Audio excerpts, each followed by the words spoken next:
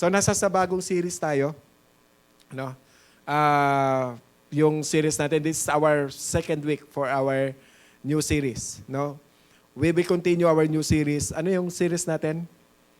Understanding God's Kingdom through Jesus Parables. No? Bakit mahalaga yung bagong series natin ngayon? Dahil sa pag-aaralan natin about parable, maiintindihan natin yung hidden truth in the parables na binibigay ng ating Panginoon. Malaki ang impact nito sa buhay natin ngayon for our daily living and our eternal life. And at the same time, we also understand kung paano natin ma-interpret yung parables. Bakit ginagamit ni Jesus yung parables? Ano ba yung purpose ni Lord? So the title of our topic for today is Be a Real Followers of Jesus, Not a Fake One. Okay? Maraming tao pumupunta ng simbahan. Pero sino dyan ang totoo, genuine, na Christian talaga? Yung tipong may nakakakita o wala, they worship God. They honor God. No? Yung bang tipong kahit nakikita ng kahit sino, nararamdaman yung anointing, yung supernatural power ng Lord. Na parang ikaw ay parang isang bulaklak na sariwang-sariwa na merong nectar na yung bubuyog gustong-gusto kang dapuan. No? So, ipinapaliwanag ni Jesus ang tungkol sa Kingdom of Heaven about the parables. At nagbigay si Jesus ng 7 parables. So last week ay tinakel natin. Ano yung parable last week? Tungkol saan? Parable of the? Yan, parable of the sower. Doon sa parable of the sower, tinakel natin ang 4 na klase ng puso. O, kung natatandaan ninyo, ano yung 4 na klase ng puso? Number 1, yung hard heart. Pangalawa, shallow heart. Okay? Pangatlo, divided heart. At yung pang-4, devoted heart. Okay? So natatandaan nyo? O yan, review lang yon. So, ano yung sinasabi ng Panginoon sa parable para sa atin? Hindi lahat, no, ng tao nakakarinig ng kanyang salita ay nagre-response positively sa lahat ng mensahe, sa message ng gospel. Okay? Hindi lahat. Yun yung sinasabi ng Panginoon sa parables na yon. But the second parables, hanggang 6 parables yon, okay? Jesus taught us, number 1, parables of the tares and wheat. So yung parables of the tares and wheat, ayon sa itinuro ni Jesus Christ sa mga parables, sinasabi niya na ang mundong ito ay magkasamang umiiral, magkasamang naninirahan yung real and fake Christian hanggang sa huling panahon o paghukom. Magkasama siya. Yan yung sa parable of the tares and the wheat. At yung pangatlong parable is parable of the mustard seed. This the mustard seed, they talk about the power of the gospel. Kapag ang gospel ay tinanggap sa puso natin, ito ay nagdudulot ng pagbabago sa buhay. Tulad ng buto ng mustasa na napakaliit. Kapag simulan mong itanim, inalagaan mo, pinalago mo, pinabunga mo, lumaki, merong tunay na pagbabago na mangyayari sa buhay natin. May growth sa buhay natin na tatanggapin natin mula sa salita ng Diyos. Okay? At yung pang-4 na parable is a parable of the leaven. No, sabihin nyo nga po, leaven. So pareho ng idea, ang gospel ay may kapangyarihang magbago ng buhay. Amen po ba? Mag-transform ng buhay. Tulad ng lebadura, yung ginagawa, nilalagay doon sa tinapay para mas umalsa yung tinapay. So pinapalago ng bawat lebadura yung bahagi ng buhay natin, no, sa ating pananampalataya. At yung number 5, parable of the hidden treasure. Sabihin nyo nga po, hidden treasure. So anong sinasabi ni Jesus about the hidden treasure? Ayan. Sinasabi ni Jesus dito na ang isang tunay na mananampalataya, kapag na-encounter niya ay yung tunay, no, genuine gospel, ay magkakaroon ng pagbabago sa kanyang puso. Magbabago ang kanyang priority. Magbabago yung kanyang perspective, yung kanyang values, magbabago yung paraan ng kanyang pamumuhay. Ibig sabihin, magta-transform siya. So, sa parable of the costly pearl. Sabi niyo mo, costly pearl. Okay, it talks about the same thing. Kapag ang isang tao ay nakatagpo ng isang perlas, okay, yung napakahalaga, ang gagawin niya, yung kanyang ari-arian ay ibibenta niya para mabili niya yung pinakamahalagang perlas na yon. So handa siyang isuko, ibig sabihin, ang lahat ng pinaka-importanting bagay para sa treasure na binigay ng Lord, which is the life, the kingdom, and the eternal life. Amen? At yung pang-pito, lastly, ito yung conclude natin sa parables na to, is the parable of dragnet. Okay?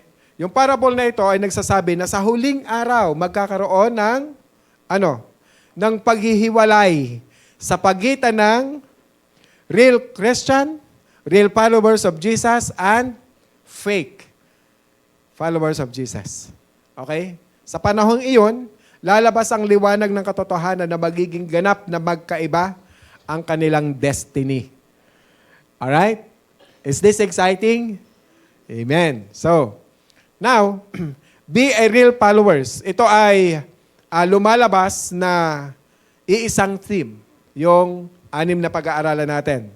The real followers of Jesus, not a fake one. So, paano natin ma-differentiate yung real followers ni Jesus at yung fake followers ni Jesus? Paano natin ma-differentiate yan? It's very clear na sinasabi ng Bible sa atin in Matthew chapter 7 verse 20, ano daw?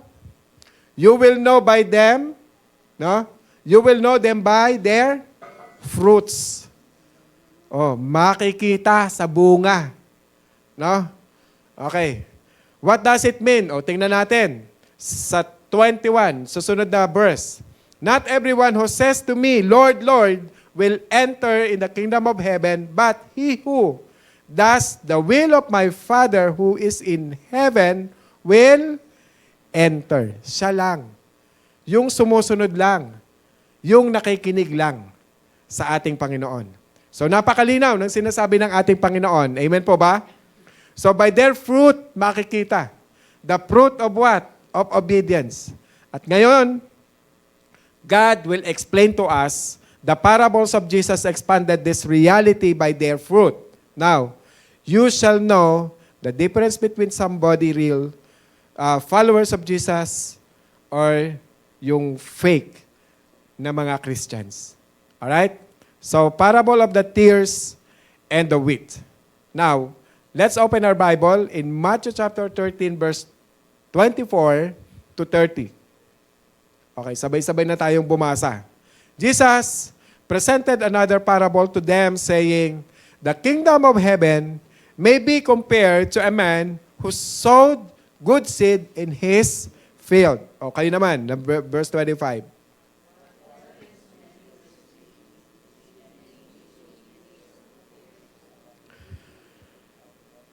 Okay, verse 26. But when the wheat sprouted and bore grain, no, then the tares became evident to also. Kayo naman, 27.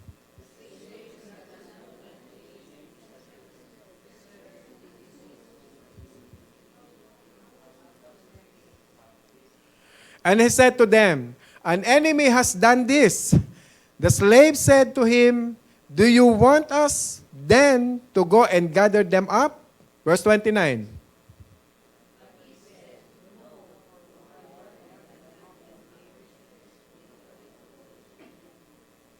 Ang sabi, wag mo nang tanggalin yung tares, yung mga damo.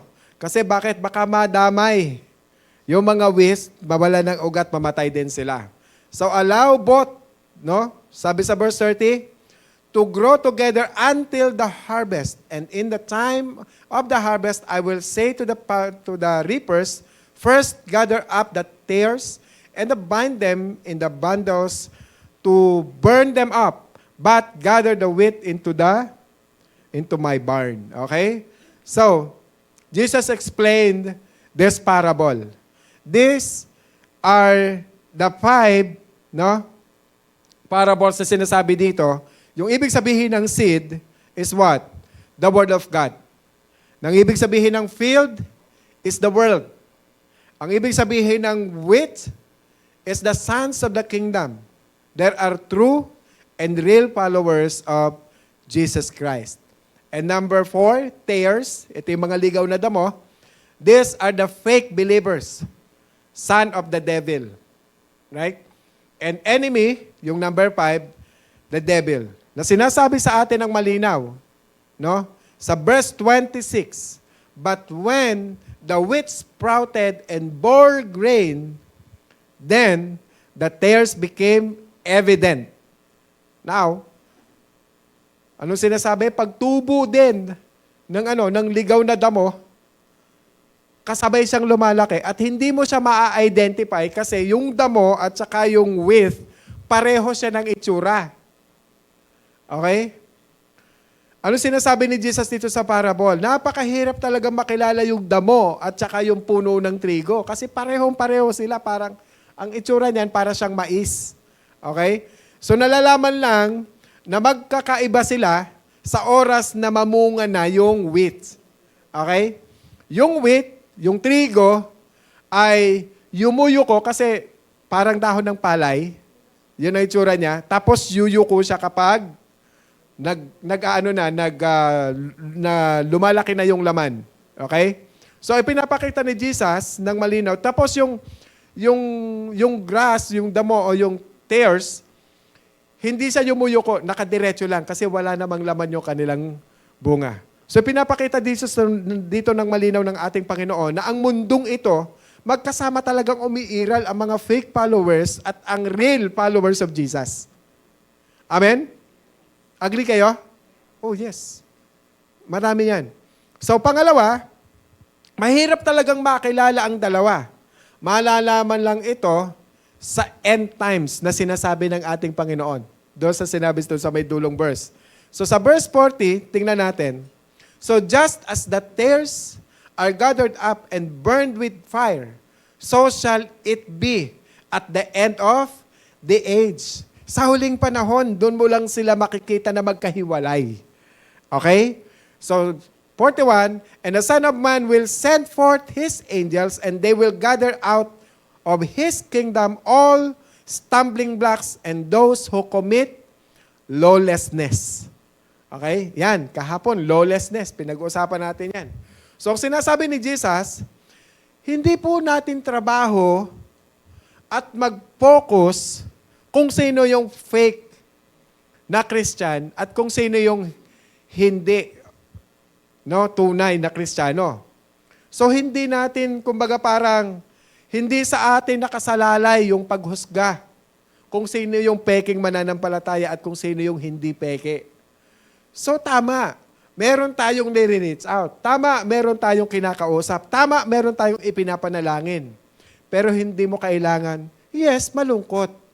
Pero hindi mo problema i-convict sila. Ang Panginoon yon. Amen? Trabaho ng Diyos yon. Ang trabaho natin is share ang truth. Amen? So Jesus is saying, let them grow together. Let them coexist together. Pero sa end times, ang sabi ng Diyos, I will send the angels to prepare, no, to separate the two. So wag tayong ma-preoccupied in judging who are fake or who are real. Amen? Kaya kung meron kang nakikitang tingin mo fake, okay lang. Maganda nga napunta dito eh. Amen po ba? Maganda. Actually, napakaganda nun. Ibig sabihin, meron pa siyang conviction.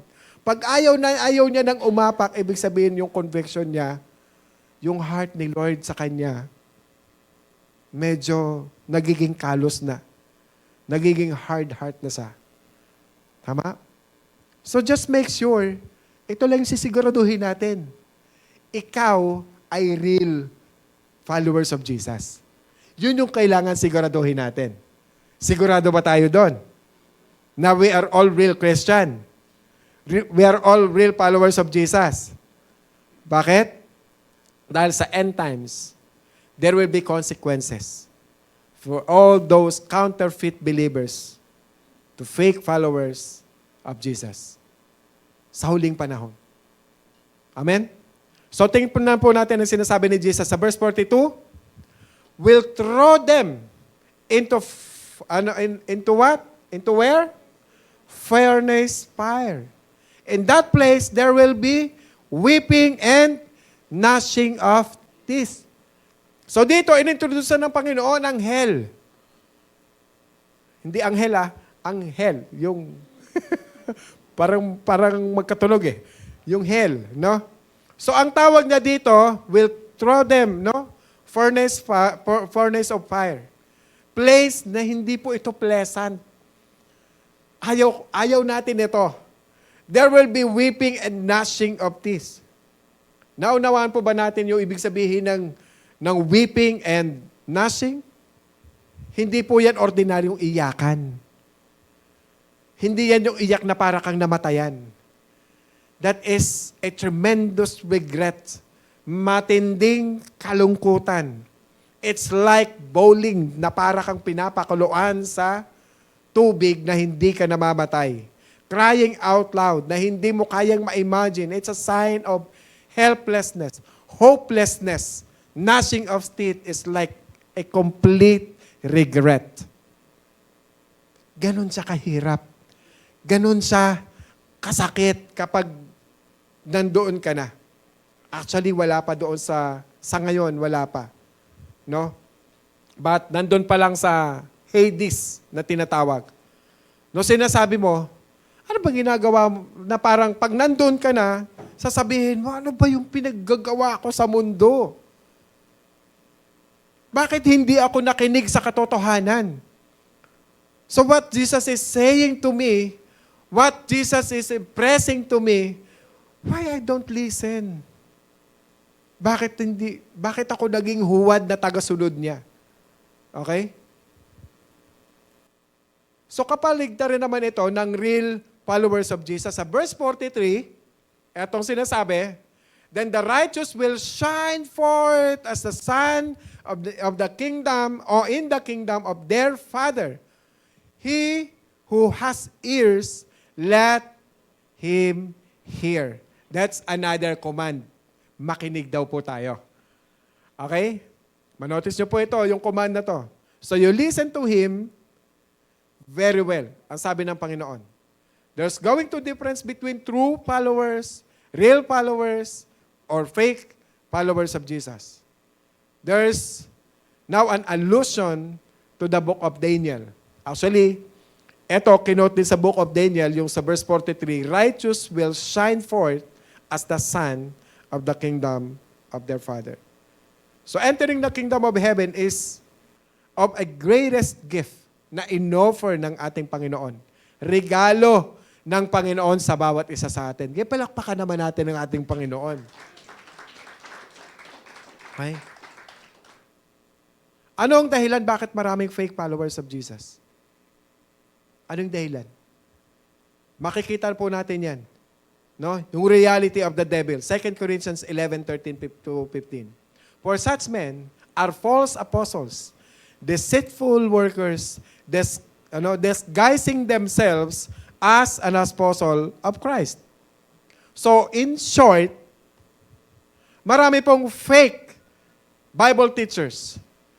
Marami pong fake preachers. Okay? Mga counterfeit deceivers, and they even disguising themselves as an apostle of Christ. Marami po niyan. And verse 14, no wonder, for even Satan disguised himself as an angel of light. See? Kaya nga, di ba, last time sinabi ko, si Satan, hindi po yan magpapakita sa atin ng pangit ng mukha, nakakatakot. Hindi. Magpapakita yan ng kaakit-akit, kaiga-igaya. Tama? So, ganun si Satan. And verse 15, therefore, it is not surprising if his servants also disguise themselves as servants of righteousness, whose end will be according to their deeds.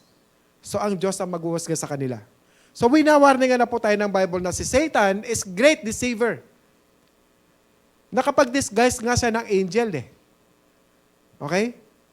Kaya maraming tao na naniniwala sa false doctrine kasi magaling nga sila mag-deceive.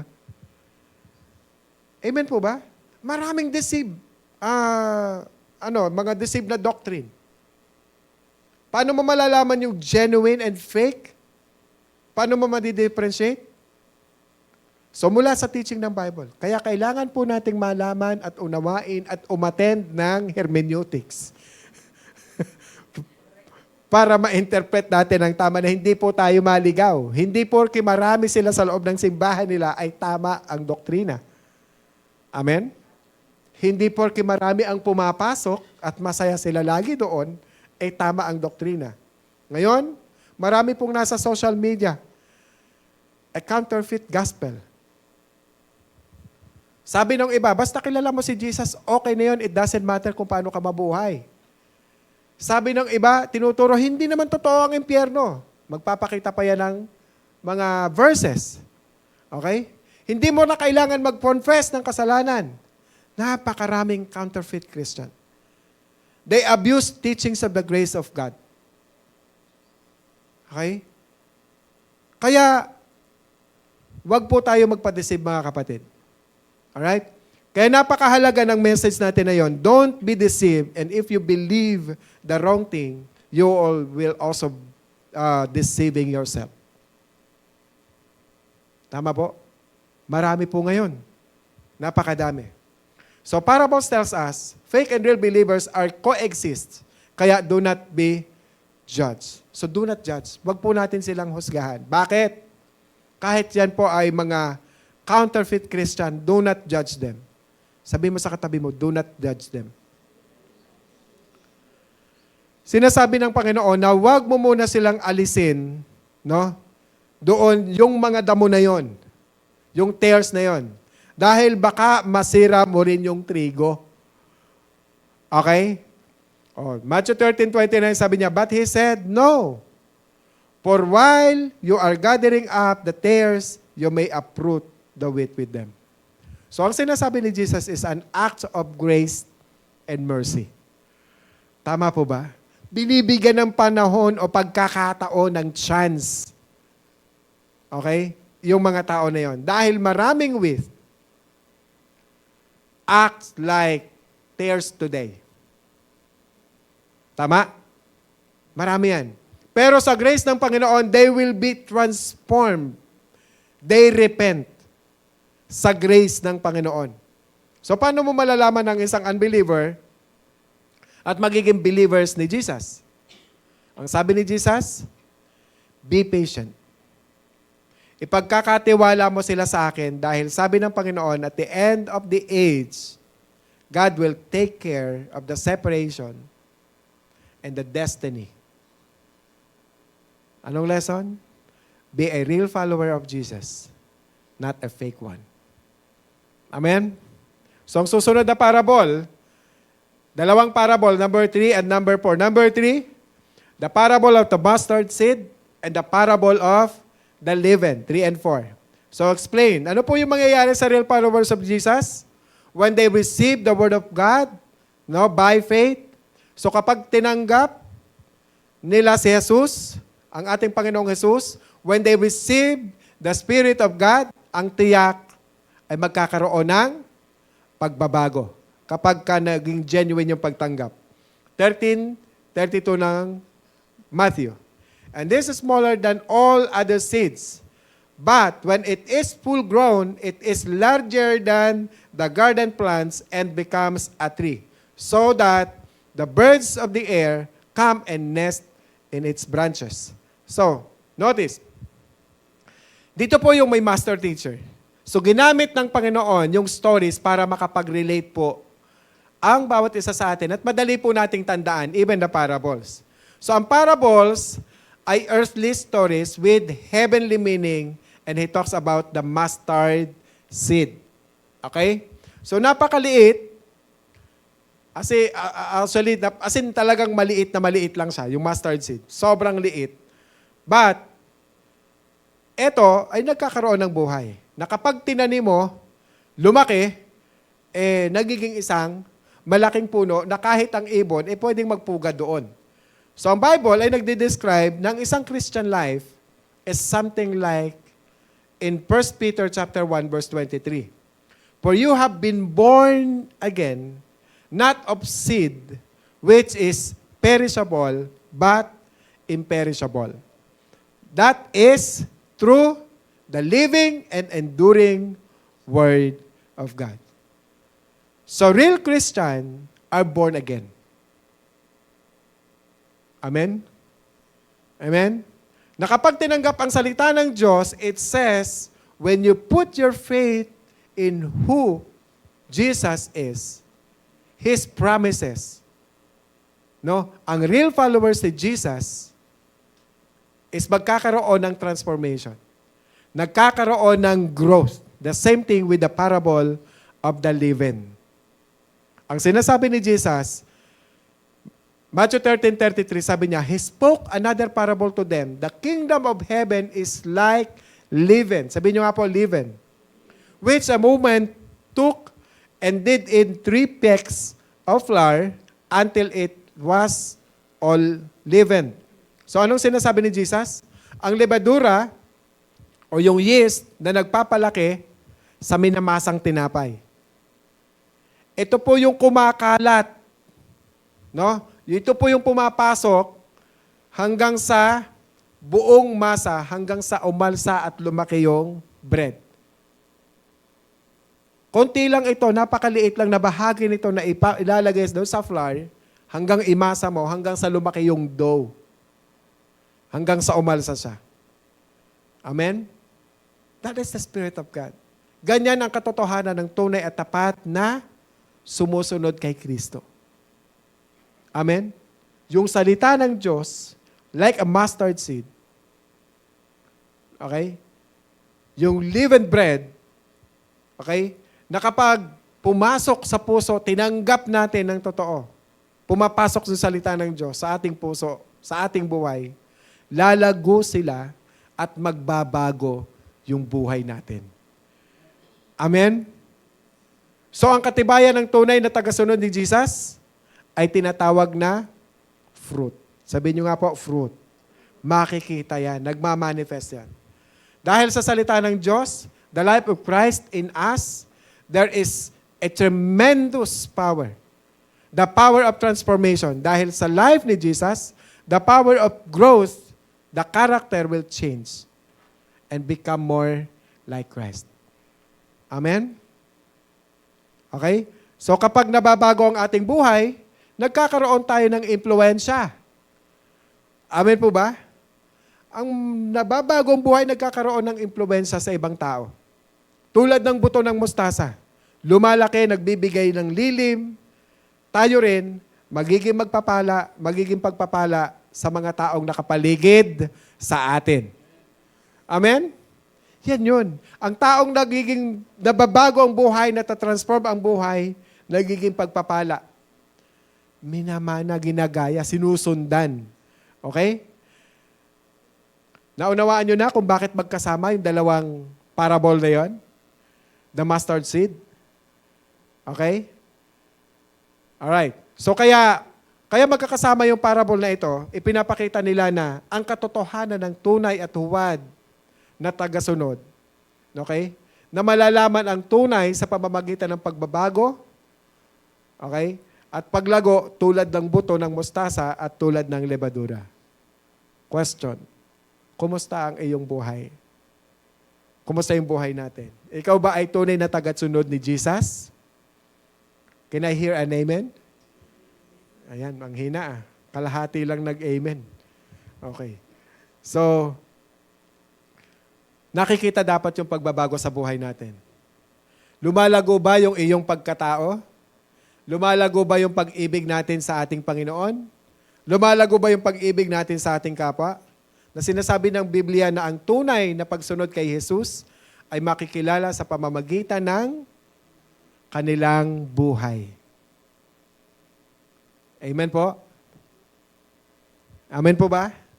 Okay? The real followers of Jesus, the Bible tells us in Matthew 7:20, you know them by their what? Fruits. Okay? Susunod na parables. Parables of the hidden treasure and the parables of the costly pearl. Okay, verse 44 ng Matthew 13. The kingdom of heaven is like a treasure hidden in the field, which a man found and hid again.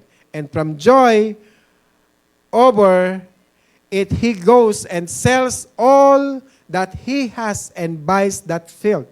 Again, the kingdom of heaven is like a merchant seeking fine pearls. And verse 46, and upon finding one pearl of great value, he went and sold all that he had and bought it. Okay? Now, maaaring sasabihin nyo, kung ikaw yung kaibigan ng tao na to, ba? Anong gagawin mo dyan? Ibibenta mo yung ari-arian mo para dyan sa bukid na yan? Kailangan po nating maunawaan ito. Bakit kailangan po yung ganong kayamanan? Noong panahon po na yon, wala pong bangko, walang safety deposit box, wala rin pong bangko na kung saan maaaring itago yung mga kayamanan noon. Kaya anong ginagawa ng mga tao? Binabaon sa lupa. Okay? Saan kaya nagpunta dito sa Pilipinas yung mga Israelites dati? Baka may mga naibaon yun, hindi nila nakuha, no? Now, para maprotektahan yung kanilang yaman sa lahat ng mga kalaban nila, tuwing dadating yung panahon ng digmaan, binabaon nila yon sa lupa. So, inililibing nila ito sa lupa para manatiling ligtas, para sakaling dumating ang kaaway. Iyan mismo ang sinasabi ni Jesus. May isang taong nakakita ng kayamanan sa bukid. Anong ginawa niya? Hindi niya po ninakaw yung kayamanan. Sa halip, ipinagbili nung tao na yon kung ano ang meron sa kanyang bukid para bilihin yung lupa na merong nakitang kayamanan. Kaya nga sabi ng Philippians 3:8, more than that, I count all things to be lost in view of the surpassing value of knowing Christ Jesus, my Lord, for whom I have suffered the loss of all things, and count them but rubbish, so that I may gain Christ. So gusto ko pong imagine niyo po ito, na kung ikaw ang taong ito, ano pong sasabihin mo doon sa kaibigan mo na to? You probably say, ba ginagawa mo? Okay? Bakit mo ipinagbili ang lahat ng meron ka? Are you crazy? Di ba usually ganun tayo? Right? So, ang taong ito, hindi siya nagpa-apekto. Alam niya exactly kung ano yung ginagawa niya. So, tingnan po natin yung second story. 45, verse 13 ng chapter 13 ng Matthew. Again, the kingdom of heaven is like a merchant seeking fine pearls. Upon finding one pearl of great value, he went and sold all that he had and bought it. Ulitin ko. Kung kaibigan kayo ng taong ito, anong sasabihin mo? Are you crazy? Bakit kailangan mong ibenta lahat? Totoo ba yung bibilihin mo na yan? Merong yaman yan? You see? What Jesus is saying is this. Hindi crazy ang taong to. Dahil ang nakita ng mga tao na ito ay hindi nakita ng karamihang tao. Tama po. Kaya nga po kakonti ang real Christian eh. Kasi hindi nila nariranasan, hindi nila nakikita yung nararanasan at nakikita ng totoong Christians. Tama po ba? That's why we're here to influence them, to show them kung ano yung nakikita nila, nakikita natin, nararamdaman natin, maipakita at maiparamdam natin sa kanila. So the Christian life is really understanding the gospel. At kapag naunawaan mo ang gospel, it impacts your heart. Amen? Magkakaroon ng impact sa iyong mind, magkakaroon ng impact sa iyong perspective, and therefore, your values will be changed. Amen? Even your value will change. Your priority will change. It's a radical transformation from the inside out. Amen? Why? Because you have discovered the truth. That the greatest treasure is none other than Jesus. That's the greatest treasure. That's the gift of God. Jesus Himself. He's our eternal life. He forgive us. Amen? That's talaga Christian. So ang tunay na Kristiyano ay nauunawaan ang prinsipyo ng trade-off. Ano yung trade-off? Ito yung tungkol sa pamumuhunan. Ipinagpapalit mo ang isang bagay para sa isang bagay na higit na mas mahalaga, higit na mas mabuti, tulad ng sinasabi ni Apostol Pablo. Amen? Anong sinasabi ni Apostol Pablo? Ano sinasabi niya? Surpassing value of knowing Christ Jesus as my Lord, for whom I have suffered the loss of all things. Di bali mag-suffer ako. Ma-earn ko lang yung presence ng ating Panginoon. And count them but rubbish that I may gain Christ. Amen? I could all things to be lost in view, in light of is a comparative statement. Ano yung comparative statement na ito? Surpassing value of knowing Christ Jesus, my Lord. Amen? He sacrificed. Amen po ba? Praise God. So, and verse 9, anong sinasabi?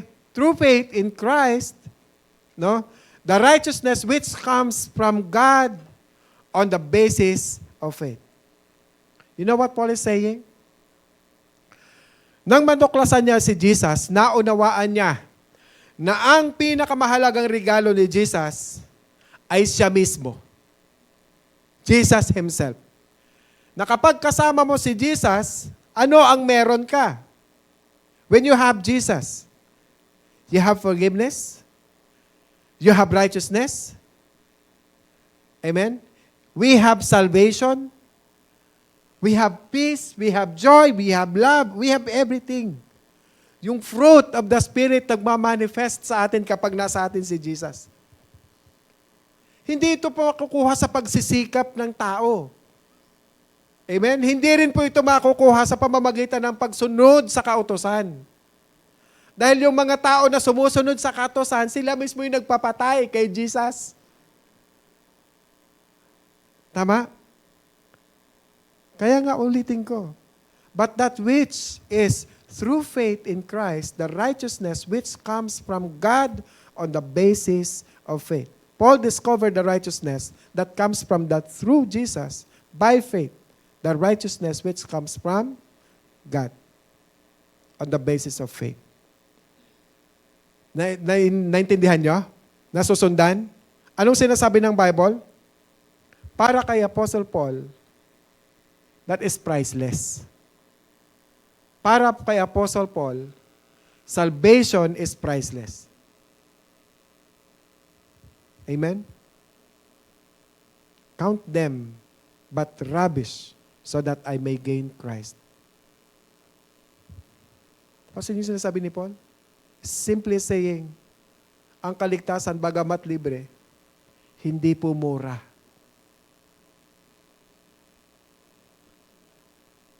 Bagamat libre, hindi siya mura. Okay? Ang kaligtasan ay walang katumbas na halaga. Hindi mo po kayang kitain yan. Matatanggap lamang yan sa pamamagitan ng faith at ng grace. Gayon pa man, upang matanggap ang kamanghamanghang pangako ng Diyos at upang magkaroon ka kay Jesus, no? Kailangan mong gumawa ng radikal na desisyon para makuha natin yon. Anong radical decision? The willingness to surrender all, everything, para sumunod sa ating Panginoon. Amen po ba? Amen. In order to follow Jesus, salvation is free, but it will cost you everything. Amen? Hindi madali ito, mga kapatid. That all or nothing principle. Neither Jesus is Lord or Jesus is Lord of all or Jesus not Lord at all. Yun lang yun, dalawa lang. Huwag po kayo ma-confuse. Malinaw ang sinasabi ng Bible, Ephesians 2:8-9. Sabi niya, but by grace you have been saved through what? And that not of yourselves. It is the gift of God. Sabihin niyo nga po, gift of God. Not as a result of works. So, hindi po good works ang makakapagligtas sa atin. Bakit? Ano sabi doon sa dulo? Pagka may good works, magyayabang ka lang eh. Yan o. That you may boast. Salvation is by grace. Klaro? Hindi mo kailangan bumili. Hindi mo rin kailangan gumawa ng mabuti para maligtas ka. Hindi mo kailangan magbayad ng mananalangin para sa'yo. Hindi yun makakatulong sa'yo. Bagkos lalo ka pang may judge ng ating Panginoon. It's by grace. Something you don't deserve by faith. However, true faith is never alone. True faith means willingness to entrust your all to Jesus. Amen? Klaro po ang sinasabi ng Book of James. Chapter 2, verse 17. Even so, faith, has no works, is what? Dead. Faith without action is what? Dead. Okay? Grace does not mean licentiousness. Sabi doon sa Jude chapter 4, verse 4, ungodly persons who turn the grace of our God into licentiousness and deny our only Master and Lord Jesus Christ. Napakalinaw ng Bible. Faith is never alone. The evidence of faith is transformed life. Amen? So, summarize po natin. Last parable. Parable of a dragnet. Matthew 17, 47 to 50. Again, the kingdom of heaven, okay pa kayo? Are you enjoying listening the word of God? Naintindihan niyo po ba yung mga parables natin? Praise God. Okay? So again, the kingdom of heaven is like a dragnet cast into the sea and gathering fish of every kind. Alright. And when it was filled, they drew it up on the beach, and they sat down and gathered the good fish into the containers, but the bad, they threw it away. Okay? 49, so it will be at the end of the age, the angels will come forth and take out the wicked from among the righteous, and will throw them into the furnace of fire. Inulit-ulit. Furnace of fire. In that place, there will be weeping and gnashing of teeth. Inulit na naman. Okay? So, ang sinasabi ni Jesus, at the end of the age, there will be separation of real followers of Jesus and fake believers. That is the job of God. Anong trabaho natin? To share. Okay? Ipakita yung bunga sa atin. Sinasabi ng Bible, there is no exemption that day. Kapag dumating ang panahon na yon, it is the angels, it is God that will do the separation. Hindi ako. Hindi rin kayo. Sino? Si God ang gagawa. Verse 49, so it will be at the end of the age, the angels will come forth and take out the wicked from among the righteous. Okay? Anong gagawin? Throw them into the furnace of fire. In that place, there will be weeping and gnashing of teeth. You know what? Very timely ito. Nakikita niyo yung nangyayari sa panahon niya yan? Did you pray about our nation? Oh. Natatawa ako minsan, nag-imagine ako, ano pag ito dito sa Pilipinas? Isang sabog. Anong panglaban natin? Tirador. Praise God. Nakikita mo akala mo nanonood ka ng movie, no? So, because the Lord is, alam sabi ng Bible, yung nangyayari na yan, lindol, baha, gera. Anong sabi ng Bible? This is just a beginning. Pasimula pa lang. Kaya manalangin po tayo, kapatid. Okay? Inulit ang sinabi ng parable, no? Furnace of fire. Okay? Sinisiguro ng Panginoon na tayo, the true followers of Jesus Christ, ay matuto tayo ng heavenly things and of course, the hell. About sa hell. Our realities of four Gospels, makikita natin po yan lahat. Jesus is the kindest and most passionate person. Siya yung pinakamahal sa buhay sa mundo. Talk about hell. Na-realize ba natin bakit ine-emphasize ng Panginoon ang about sa hell? Especially about hell, yung heaven and hell? Because a lot of people, it's hard to believe about hell.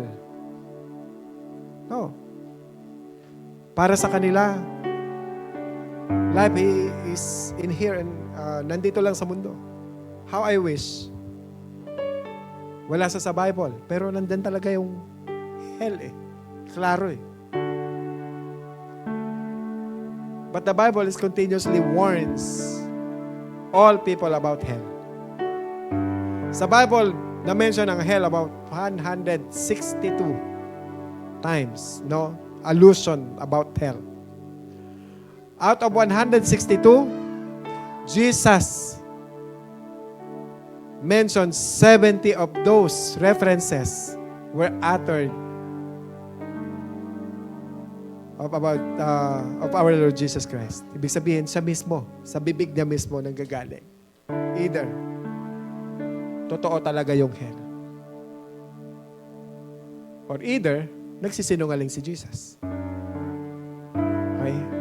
We have to believe so that you and I will take action immediately. Because the kingdom of heaven is real. At yun yung hinahangad natin yan.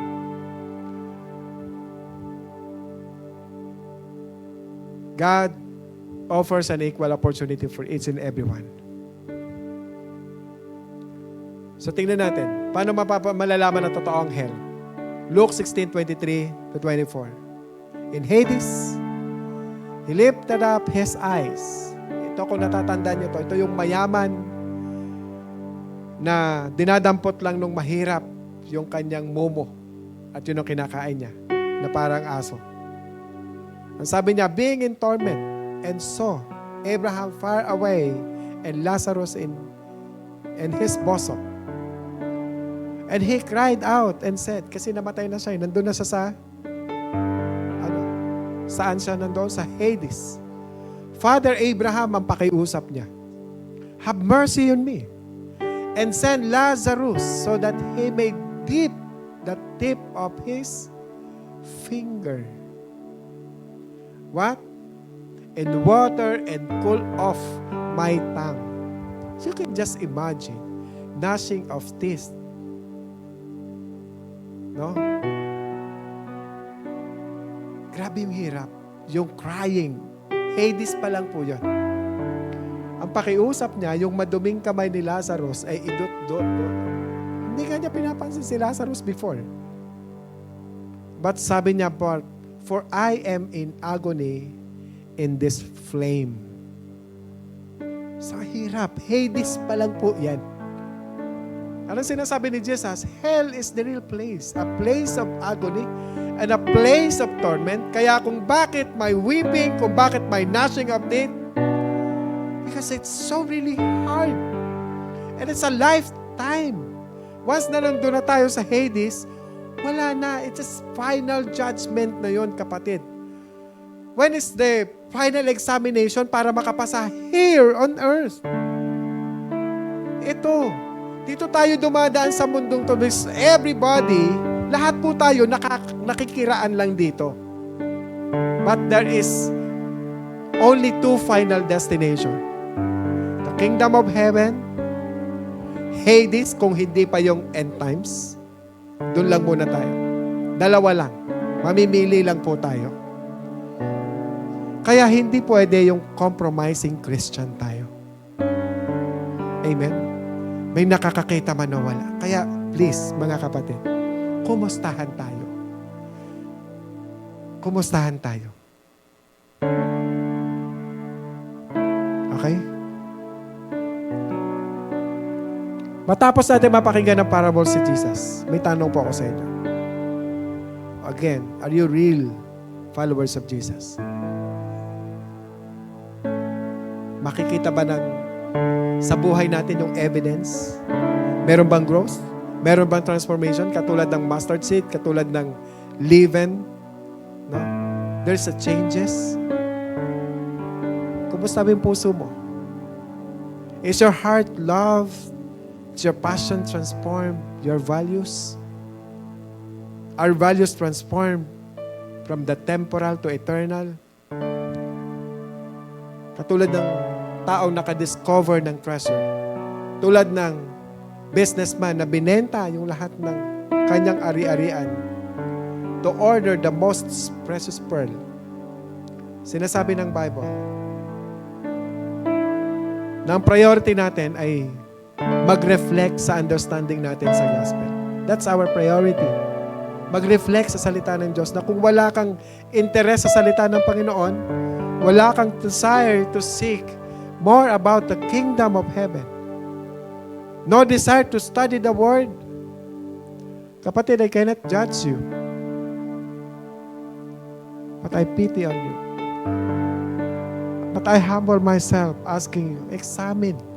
Let's examine ourselves. Yung sarili natin.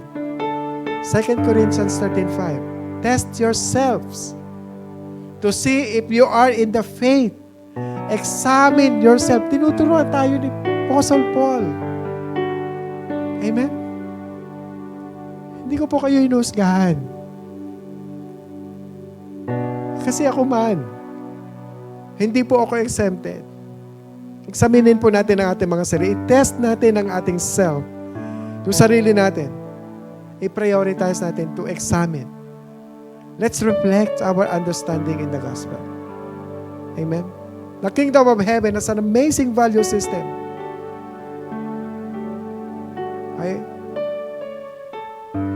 Malapit man natin lahat, no, makamit man natin lahat ng bagay dito sa mundo, without Jesus, everything is nothing. Ano sabi ni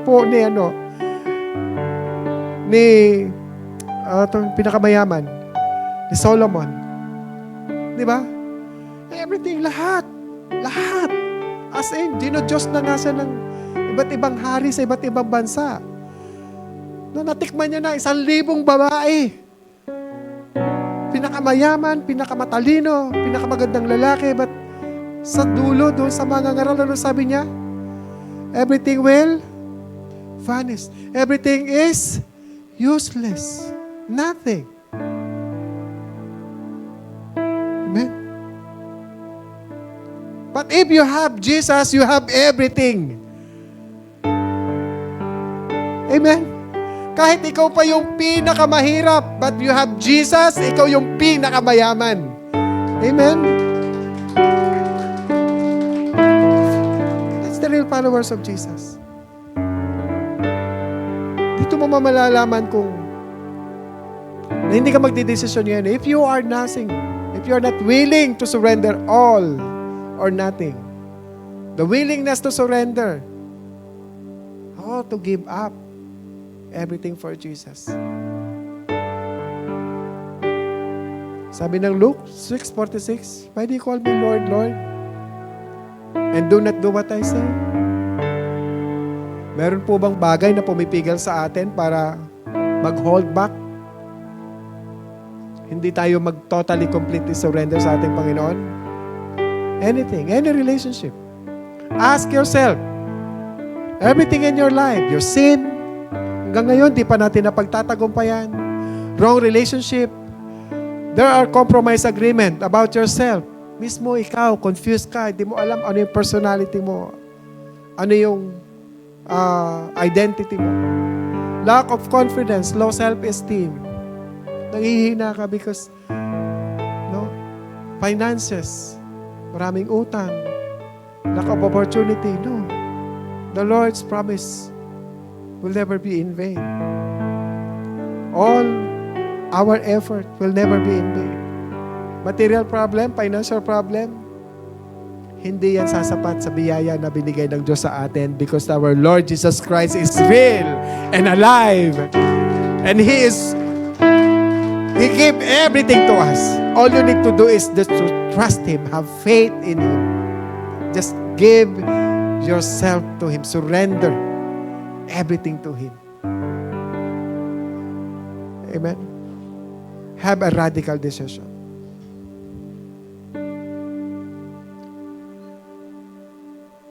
Praise God. Luke 9:25, for what is a man profited if he gains the whole world and loses or forfeit himself? Minsan nga, napapadasal na lang ako, Lord. Pwede ba kunin mo na lang ako? Parang hindi ko pa alam, hindi pa natin alam ano yung journey. No? Ano yung sinasabi ni Jesus? Mag-gain mo man ng bagay dito sa mundo at mawawala naman ang kaligtasan mo. Lord, mauna na tayo. Sunduin mo na lang kami. Anong klaseng desisyon na ibibigay mo ngayon? Anong klaseng desisyon? 9:26, for whoever is ashamed of me and my words, my Son of Man, the Son of Man will be ashamed of Him when He comes. Ayaw ko naman ito. In His glory and in the glory of the Father and the holy angels. So, anong buong principles? Ma-realize po ba natin sa followers of Jesus Christ? Simply this. Our values will transform when the Lord Jesus Christ stays in our heart. Our highest priority right now is not to be ashamed of Jesus. Huwag natin siyang ikahiya. Be bold to share. Amen? Amen po ba? Na kaya mong mismong sa asawa mo, sasabihin mo palagi na mahal kita because you're the greatest gift to me that I ever had. Amen? Whatever problem you have, whatever problem na encounter mo sa relationship with other people, kaya mo sabihin sa kanya, kapatid, I forgive you, I love you. Because the Lord wants me to embrace you. Amen? Let us pray. Tayo po tayo lahat.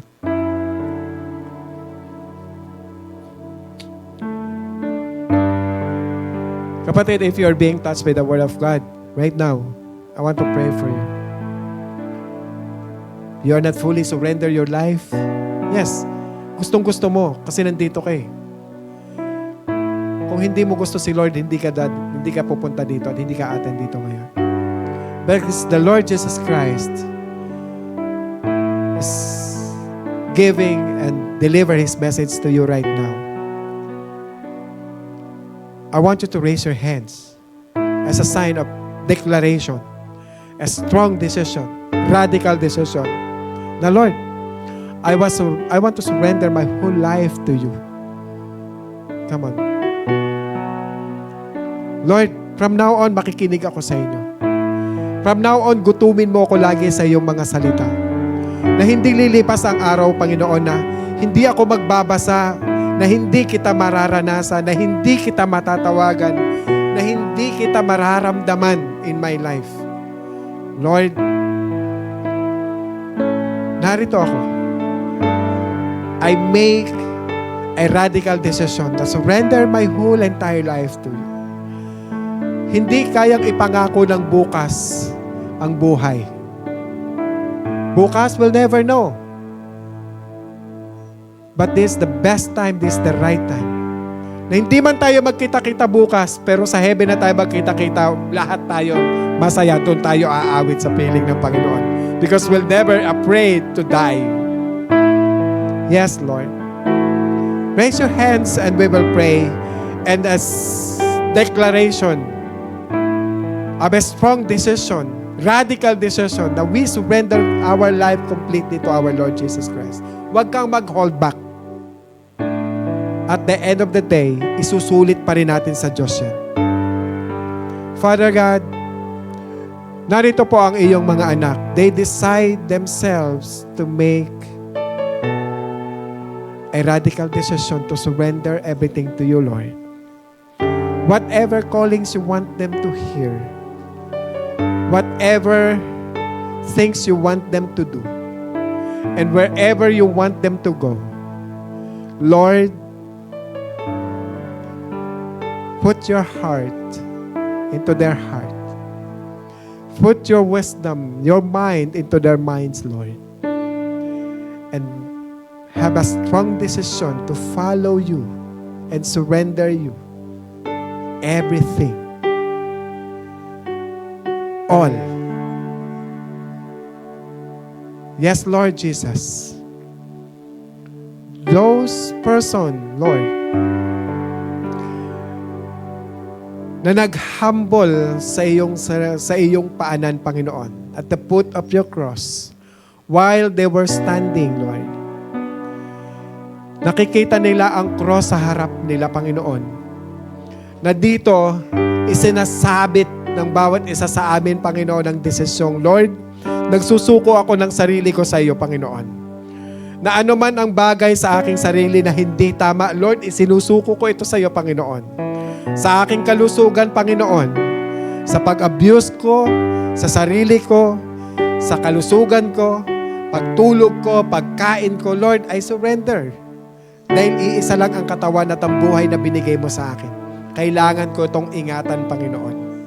At Lord, sa may karamdaman, in the name of Jesus, O Lord God, we pray for healing upon healing, Lord God. Sa loob ng simbahan na ito, Panginoon, na nananalangin for their womb. In the name of Jesus, let the child burst in Jesus' name. Give life inside their womb. In Jesus' name, Lord God. Lord, we claim your word. We claim your promise. We claim your promises, Lord, O God. Lord, we pray and declare holiness in our life, Father. Nabubuhay kami't lumalakad sa ibabaw ng mundong itong napakadilim, napakadumi, Panginoon. There are so many temptations, Father God. It's so really hard to refuse. But right now, we invoke the power of the Holy Spirit to saturate our body, to present our body as a living sacrifice in your name alone. Thank you, Father. Thank you, Lord. And for those people who have a greatest desire in their life, Father, opportunity, business, transformation, financial breakthrough, Lord, deliver them. Right now, receive it. We speak blessing upon blessing. And may God bless every one of you. Sa loob na nanonood sa amin sa online, bless them. Extend your anointing towards them in Jesus' name. And they will receive whatever they want and request in Jesus' name. According to your purpose and glory, in Jesus' name, you grant every prayer. And we receive the answers of all our prayers. In Jesus' mighty name we pray. Amen and amen. Thank you, Lord. Alright, so close na natin ang service natin. Thank you, Lord, for your word, Father. Thank you, Lord, sa mga salitang aming tinanggap sa inyo. Thank you, Lord, for the healing, emotional, physical healing. Thank you, Father God. Thank you, Lord, for the deliverance. Because a lot of attending service today has been giving and receiving a blessing from you, Father. Thank you, Lord Jesus. Thank you, Lord. May the Lord bless you and keep you. And may His countenance be upon you. Lord, pinagtitiwala po namin sila sa inyo. Ang buong isang linggo'y matagumpay nila itong pagtatagumpayan at dadating sila dito sa church na maraming testimony. In the name of the Father, the Son, and of the Holy Spirit. Go in peace, and may you be a blessing to others. God bless you all. You're invited.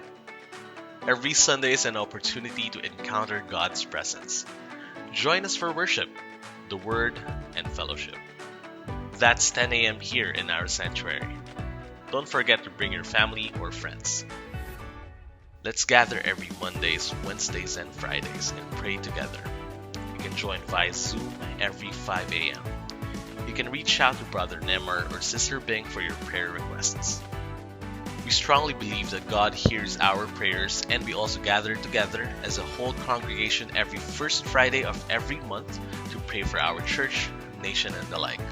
That's 8 to 9 p.m. here in our sanctuary. Want to be part of a circle who will pray for you as you do life together? Be part of an accountability group today. A safe space to share, learn, and strengthen your walk with God. Feel free to reach out to Kuya Jong and Gladys if you are interested.